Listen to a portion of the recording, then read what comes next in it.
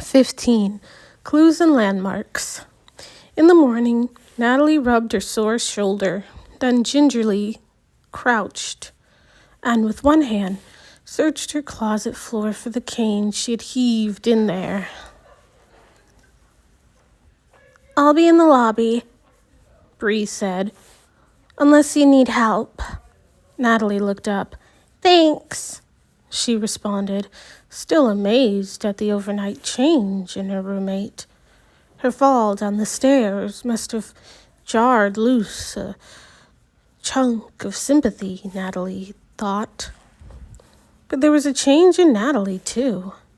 She felt it as she found and retrieved her cane, then stood, unfolding each section a little more carefully than she had in the past.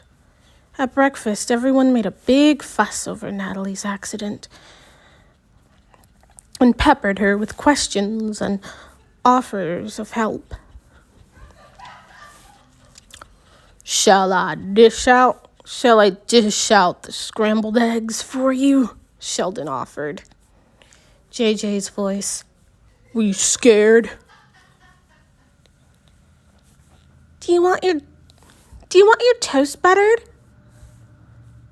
asked Eve, her face smack in front of Natalie's. Natalie repeated her story several times, including how difficult it was to get comfortable in bed. "I was so grateful when Gabriella brought my water bottle over." The table fell silent. Natalie was sure that no one had forgiven their roommate for the insulting remarks she had made on her first day at school. But Natalie was eager for them to know there had been a softening in the girl's hardcore attitude. "I want to talk about clues and landmarks," Miss Audra announced at the beginning of cane instruction that afternoon. She said they would give the wrist a rest and take a walk outside using sighted guide. It was a warm September day, and the sun felt good, being inside so many air-conditioned classrooms.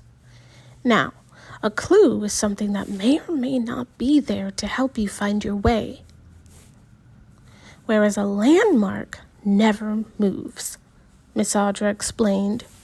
She reached out to rattle the metal trash basket near them on the sidewalk.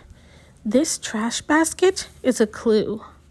The car parked on the circle here." She thumped on the vehicle's roof. "It's a clue, too, because the car might not be here next time, just like the trash basket." They moved on. "The big bush here in front of Norland Hall is a landmark," Miss Audra said as she took Natalie's right hand and had her touch the thick green boxwood. "The elevator, the water fountain, they're landmarks. You can pretty much count on them being there. You need to remember these landmarks. They're part of orientation. They're part of the orientation part of orientation and mobility. Making a map of landmarks in your head. Let's rest a minute," Miss Audra said gently, guiding Natalie to a bench outside the gym. Natalie had been waiting for a chance to say something. "Miss Audra," she began. "First, I want to thank you for being there for me last night. And second, I want to apologize for being such a pain in the you-know-what last week." Miss Audra scoffed. "No more than anyone else. I know for a fact that I've had a bad attitude.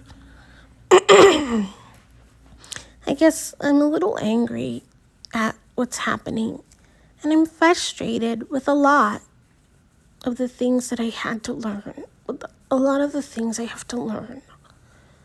"What else besides the cane?" The Braille.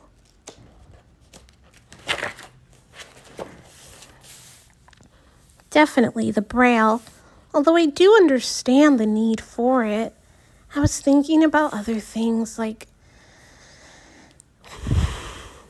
that social worker I have to see. Miss Kravitz? Natalie nodded. I know that some of the kids here might need someone like that, but I don't. It's insulting for someone to lecture me on the need to face someone when I'm speaking with them. Or how to respect someone's personal space. Yes, I can understand that, Miss Audra said. On the other hand, Natalie, I have actually known people who lost their sight after years of having it, who needed to be reminded about how to start a conversation and how to know when to laugh at jokes. Without being able to see, it's quite difficult to pick up these social cues. All of us are just trying to prepare you. Miss Kravitz is only doing her job. But even if I lost my sight, Miss Audra, it wouldn't turn me into an idiot.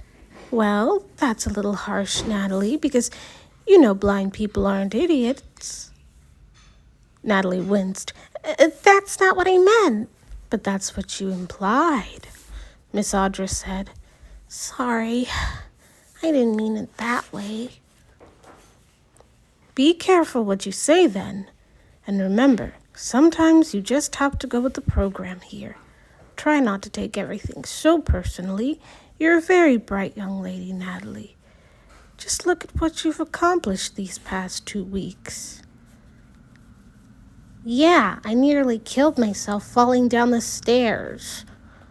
Well, there was that. But now that you're using the cane, you'll be a lot safer.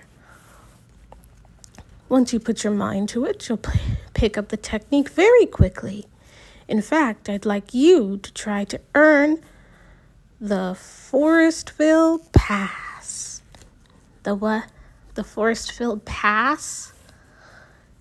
Yes, you earned this pass by learning to walk a mile from the school down to Dunbar Avenue by the shopping center. There's an intersection with a traffic light and several other streets to cross.